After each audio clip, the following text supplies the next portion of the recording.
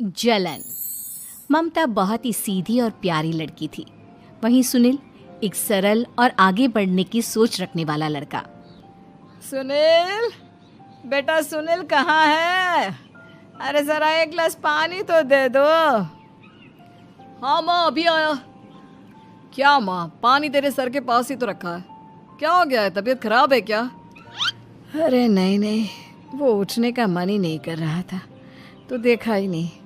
वैसे क्या कर रहा है? यहाँ बैठना मेरे पास। माँ पढ़ रहा था। वो क्या है ना, नौकरी में तो वक्त नहीं मिलता, अब ऑफिस से घर आकर ही तो वक्त मिलता है। अच्छा अच्छा ठीक है, पढ़ ले जा बेटा। सुनील पढ़ लिख कर और आगे बढ़ना चाहता था, लेकिन माँ की तबीयत खराब देखकर सोचता है कि शादी ही कर ले। कब तक माँ का ख्याल वो अकेले रख पाएगा? तो एक दिन, माँ ये ममता है, मैंने इससे शादी कर ली है।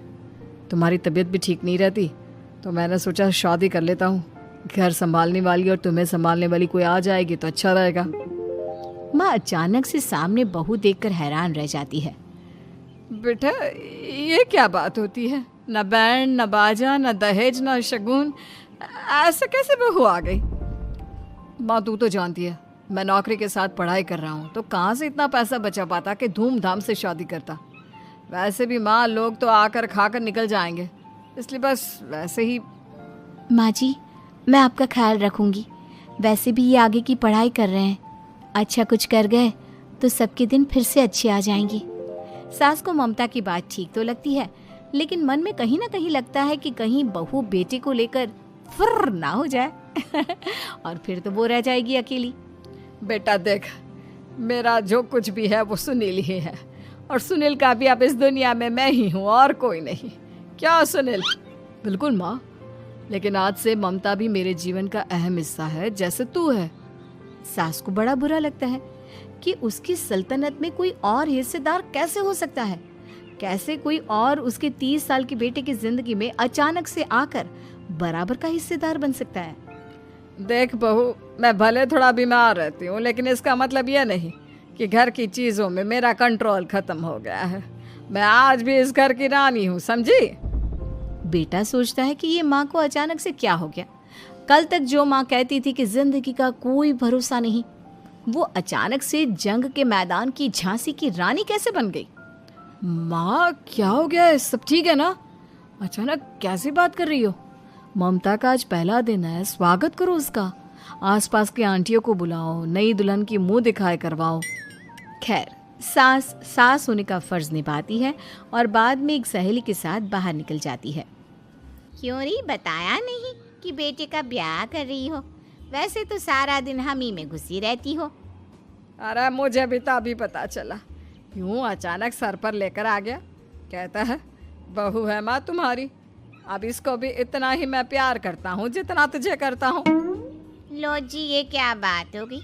क्यों इतना प्यार करता है? अरे माँ का प्यार तो ज्यादा होता है। अब उसको तो कोई दूसरा पति मिल सकता है, लेकिन तुम ही बताओ, क्या माँ की ममता किसी और की हो सकती है? ना जी ना, बेटे को समझाओ ये बात।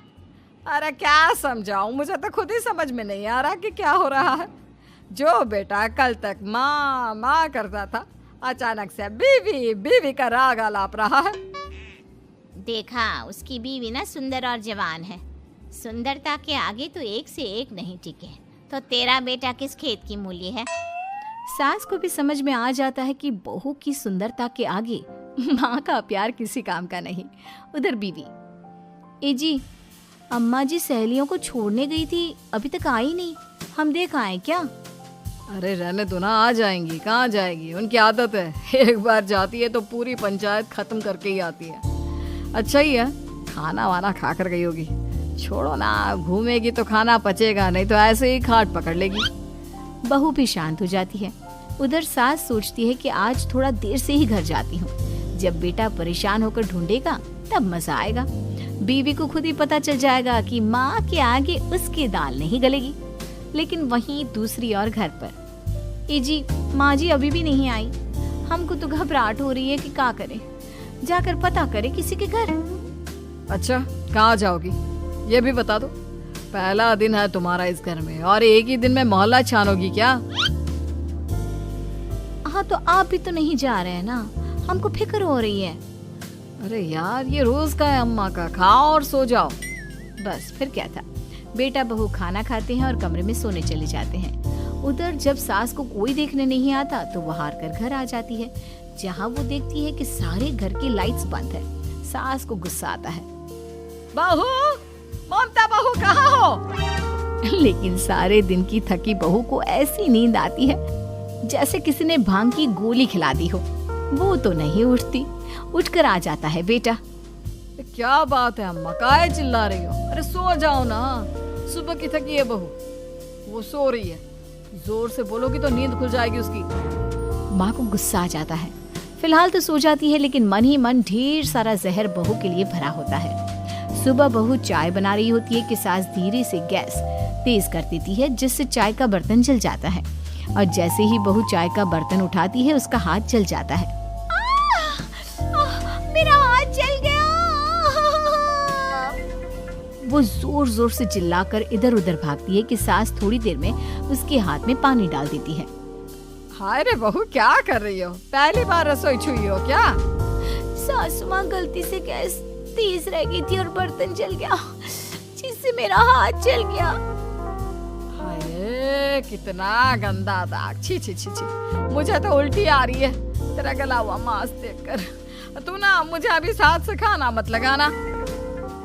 बहू भी खुद का हाथ देखती है तो उसे भी रोना आ जाता है। कुछ दिनों के बाद सास की सहेली आती है। बहू चाय बनाकर लाती है। उसके जाने के बाद सहेली कहती है, बहू की सुंदरता ऐसी है कि कोई भी दीवाना हो जाए। वैसे तेरे बेटे का क्या हाल है? अरे वैसा ही है, बहू के पीछे लट्टू। क्या करूं, कुछ समझ में नहीं आ रहा। मैंने तो बहू के चेहरे पर दिवाली के पटाखे की चक्री फेंकी, उसका पूरा चेहरा जल गया। अब देखो ना रही सुंदरता, और ना ही अब मेरा बेटा उसे पूछता है। अरे अब तो वो उसे छोड़कर दूसरी भी देखने को बोल गया है मुझे। बहू सारी बात सुन रही होती है। आंटी एक बात बताइए, क्या भरोसा है कि दूसरी सही आए और आपके अनुसार रहे? देखिए आंटी, मेरी सासू माँ को गलत बात सिखाने की जरूरत नहीं है। हमारा परिवार साथ में खुशी से रह रहा है। देख बहू, मेरी सहेली की बेइज्जती ना कर, वही अच्छा रहेगा तेरे लिए, समझी? बहू नहीं मानती है। वो बार बार उनकी सहेली को घर से निकल जाने को कहती है। तभी सास की सहेली पास के चूल्हे से लकड़ी लाकर बहू के चेहरे पर लगा देती है। बहू जोर जोर से रोने लगती है।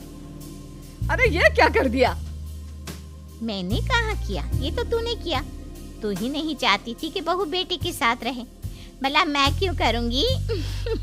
मैं तो चली, निपटो अब। बहू रो रही होती है, दर्द से चिल्ला रही होती है, लेकिन सास उसे डॉक्टर के पास नहीं ले जाती। तभी पति आता है। क्या हो गया ममता? ये दाग कैसे लगा? तुम कैसे जली? ममता कुछ नहीं कहती, बस दर्द से करा रही होती है। पति माँ की तरफ देखता है। हो ना हो माँ, ये पक्का आपका काम है। आप ही ममता से जला करती थी ना। देखना माँ, अब पुलिस आएगी, केस बनेगा, लेकिन पहले मैं ममता को अस्पताल लेकर जा रहा हूँ। सभी अस्पताल जाते हैं, जहाँ डॉक्टर ममता की सास से कहते हैं, आपने तो नहीं जलाया ना बहू को? अब ममता की सास के तो पसीने छूट रहे होते हैं। वो घबरा कर कहती है, ना ना डॉक्टर साहब, कैसी बात करते हैं? हम क्या जलाएंगे अपनी बहू को? डॉक्टर ममता के पति से पूछते हैं। देखिए, क्योंकि ये ससुराल में जली है तो मामला पुलिस का बनता है, तो आप पहले पुलिस को बुलाइए, तभी इलाज पूरा होगा। सास डर जाती है कि अब तो बच्ची जिंदगी जेल में ही रहना होगा। रहने दीजिए ना, पुलिस को क्यों बुलाना? सारी हंसी खत्म हो जाएगी जब पुलिस के डंडे पड़ेंगे। बहू को जलाना भले ही बहुत आसान हो, लेकिन उसके बाद सारी जिंदगी जेल की हवा खाना। सास डर जाती है। पुलिस आती है। पास लेटी दर्द से करा रही ममता स्टेटमेंट देती है। तो क्या हुआ था? कैसे जली आप? ममता पास खड़ी सास को देखती है। बेटी बताओ, कैसे जल गई तुम? ओए, काका का किरण वाली शाहरुख, चुप, बिल्कुल चुप। सास चुप। सभी इंतजार करते हैं कि ममता क्या बोलेगी। जी, मैं खाना बना रही थी, लकड़ी उड़कर मेरे ऊपर गिर गई और मैं जल गई। सास बहू की बात सुनकर रोने लगती है। देखा माँ, कितनी समझदार है ममता। ये चाहती तो, हाँ बेटा, ये चाहती तो मैं आज जेल में होती। मुझे माफ कर दे। मैं आगे से अभी कभी ऐसा नहीं करूंगी। बहू के साथ मिलकर रहूंगी। मुझे माफ कर दे।